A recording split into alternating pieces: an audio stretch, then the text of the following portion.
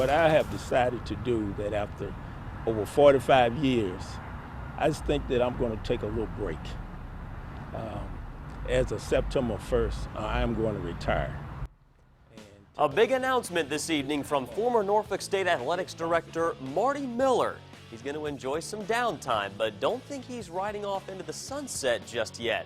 I'm Nathan Epstein, and a one-on-one sit-down this afternoon, Marty Miller told me after nearly 50 years with Norfolk State, he's going to retire, but does plan to return at some point and assist NSU President Javon Adams-Gaston.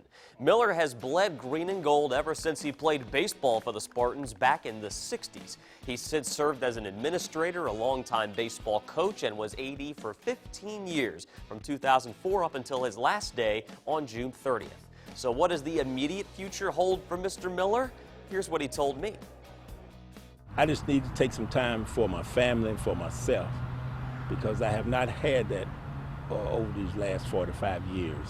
And this is the first time I've had an opportunity to be able to spend this kind of time with my family, and I think I owe it to them. But the wonderful thing about it is President Adams-Gaston wants me to be around to assist her, and I plan to come back to do that. But I just want to take a brief break to see what it's like to wake up at 10 or 11 during the day, to see what people be doing, and because I never had that experience. Once again, the Northern Division. Well, if anyone has earned it, it's Mr. Miller, who had nothing but praise for his successor, Melanie Webb, who took over on June 30th. And she's certainly going to have her hands full over the next few months regarding football, when or even if it's played in the spring.